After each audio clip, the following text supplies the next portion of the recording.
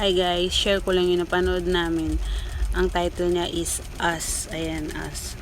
So, maganda siya. Thriller, suspense. Yung kwento niya sa huli, may twist. So, yun yung nakaka-exciting part doon. So, panoorin nyo siya sa Netflix or sa Bilibili. Pwede siyang mapanood. So, bigyan ko kayo ng konting spoiler. Ayan, ito siya. So, ayan sila guys, nag-beach. Nag-beach silang magkakamag-anak. Yung kanina guys, yung lalaki yun yung tatay. Tapos, ito yung nanay, yan. Yan. Hinahanap niya yung anak niya. Hinahanap niya.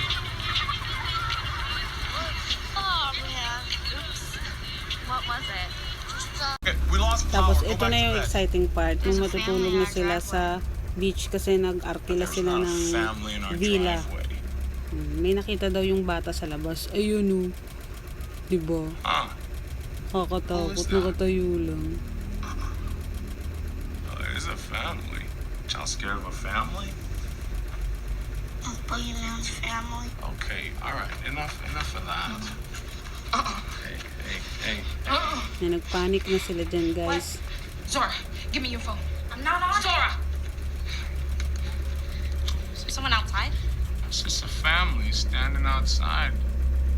It's probably the neighbors.